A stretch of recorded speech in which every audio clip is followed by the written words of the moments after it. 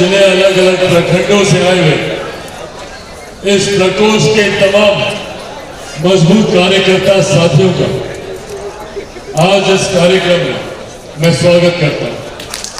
साथियों, आज का ये कार्यक्रम समय के एक ऐसे दौर पे रखा गया है जब अनुसूचित जाति जनजाति को लेकर कई तरीके के भ्रम फैलाने का प्रयास किया जा रहा है। आज आप लोगों के समक्ष हम लोगों के हितों से जुड़ी हुई कई महत्वपूर्ण जानकारियां आप लोगों के साथ मैं साझा करना चाहता हूं।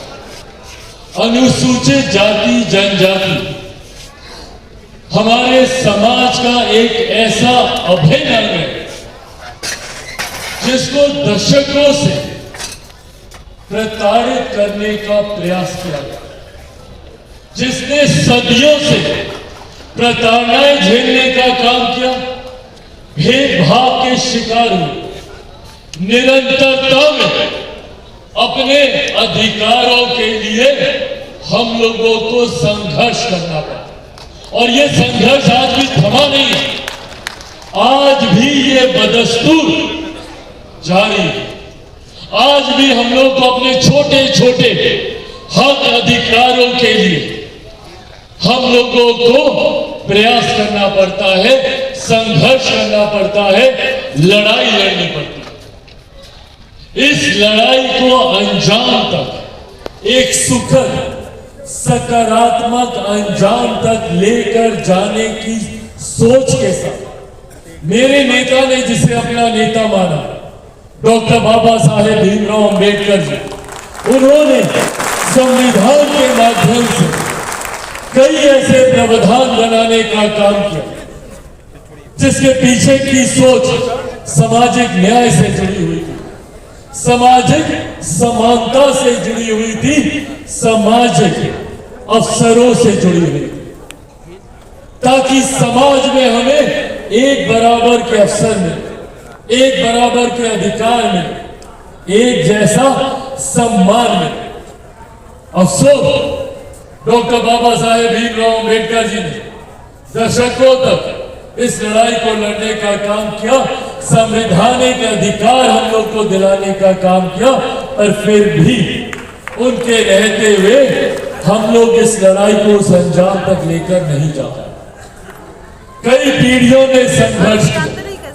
मेरे खुद के नेता, मेरे पिता आदरणीय रामविलास पासवान जी ने संघर्ष करने का काम किया ताकि वो हमारे समाज के लोगों को उस सामाजिक न्याय की लड़ाई में बराबरी और समानता का अधिकार दिला सके। अफसोस मेरे नेता ने पूरा जीवन इसके लिए समर्पित किया, पर आज भी कई ऐसे उदाहरण हम लोग को देखने को मिलते हैं जहां पर सिर्फ और सिर्फ हम लोगों की जाति के आधार पर हम लोगों के साथ भेदभाव किया जाता है, हम लोगों को आगे बढ़ने से रोका जाता है, हम लोगों को जो मौके, जो अवसर मिलने चाहिए, जो हमारा हक, हमारा अधिकार है, उससे हम लोग को वंचित रखा जाता है। और गाहे बगाहे कई ऐसे षड्यंत्र रचे जाते हैं कि किस तरीके से हम लोग के अधिकारों पर डाका डालकर दूसरे लोगों को हमारे अधिकार दे दिए जाए। ये प्रथा आज भी कायम है। ऐसे में अब ये जिम्मेदारी हम लोगों की पीढ़ी पर कि कम से कम अपने आने वाले भविष्य को, हमारी अगली पीढ़ी को इस तरीके के संघर्ष, भेदभाव, अत्याचार से ना गुजरना पड़े, उसके लिए आज हम लोगों को कड़े कदम उठाने की जरूरत है, कड़े फैसले लेने की जरूरत है, और सबसे ज्यादा जरूरत है तो सामाजिक एकता की। आज सबसे ज्यादा प्रहार हमारी एकता पे किया जा रहा है, आज सबसे ज्यादा प्रयास हम लोगों को तोड़ने का किया जा रहा है ताकि आपस में हम लोग बटे, आपस में हम लोग एक दूसरे का हम लोग विरोध करें। और जो अंग्रेजों के जमाने की नीति चलती थी, डिवाइड एंड रूल की, बांटो और शासन करो, उस नीति पर कई ऐसे राजनीतिक दल हैं जो कार्य करने का प्रयास कर और हम लोगों को बांटकर अपनी राजनीतिक रोटियां सेकने का काम कर। और बड़े बड़े लोग इसमें शामिल हैं, बड़ी बड़ी संस्थाएं इसमें शामिल हैं। मुझे कहने में कोई गुरेज नहीं है, कई बार न्यायालय के द्वारा भी ऐसी टिप्पणी कर दी जाती है जो हम लोगों को बांटने की दिशा में लेकर जाने का प्रयास करती है। साथियों, आज इस कार्यक्रम के माध्यम से यह आग्रह करने आया हूं आप लोगों से कि समाज में एकजुटता का होना बहुत जरूरी है। हम लोगों को जाति से उठकर जमात की बात करने की जरूरत है। और जब तक हम लोग पूरी जमात की बात नहीं करेंगे, लोग षड्यंत्र रचकर हम लोगों को एक दूसरे से बांटते रहेंगे। और जब हम ही लोगों में एकता नहीं रहेगी तो फिर काहे के हमारे हक, काहे का हमारा अधिकार, उसको चुटकी बजाते ये लोग छीनने का काम करें। मेरे नेता, मेरे पिता आदरणीय रामविलास पासवान जी जब तक जीवित थे, अपनी अंतिम सांस तक उन्होंने समाज की लड़ाई लड़ने का काम किया। उन्होंने किसी जाति की लड़ाई लड़ने का काम नहीं किया, पूरी जमात को उन्होंने एक साथ लेकर आगे बढ़ने का उन्होंने काम किया।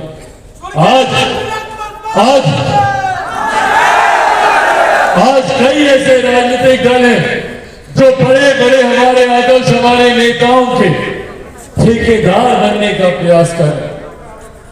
डॉक्टर बाबा साहेब भीमराव अंबेडकर जी, जिनको कई राजनीतिक दलों ने जो दशकों तक आजादी के बाद सत्ता में रहने का काम किया, उन्होंने कभी बाबा साहेब को पूछना तक जरूरी नहीं समझा। आज अपने राजनीतिक लाभ की दृष्टि से, अपने राजनीतिक लालच की सोच से आज बाबा साहेब का नाम लेते ये लोग नहीं थकते। मैं पूछना चाहता हूं कांग्रेस जैसी पार्टियों से, जो आज डॉक्टर बाबा साहेब भीमराव अंबेडकर, अनुसूचित जाति, दलितों की बात करते ये लोग नहीं थक रहे, तो भैया क्यों डॉक्टर बाबा साहेब भीमराव अंबेडकर जी की एक तस्वीर तक इन्होंने भारत की संसद में लगाना जरूरी नहीं समझा? 47 में भारत आजाद हुआ और 89 तक डॉक्टर बाबा साहेब भीमराव अंबेडकर जी की एक प्रतिमा तक, एक तस्वीर तक भारत की संसद में नहीं थी।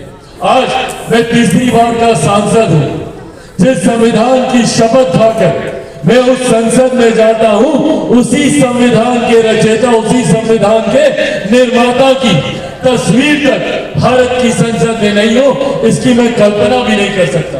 पर यह हकीकत रहा एक परिवार के 3-3 सदस्यों की, 3-3 पीढ़ी की, कांग्रेस पार्टी से आने वाले उनके नेताओं के 3-3 पीढ़ियों की तस्वीर पार्लियामेंट के सेंट्रल हॉल में लगी हुई थी।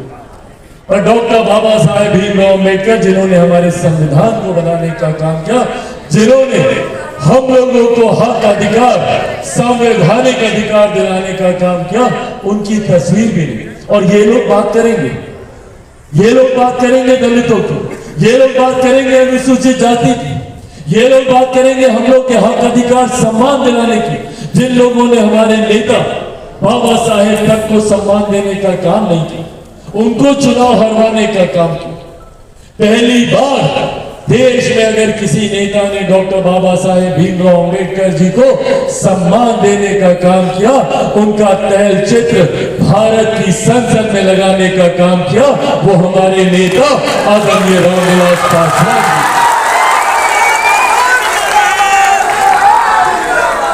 वीपी सिंह जी की वो सरकार।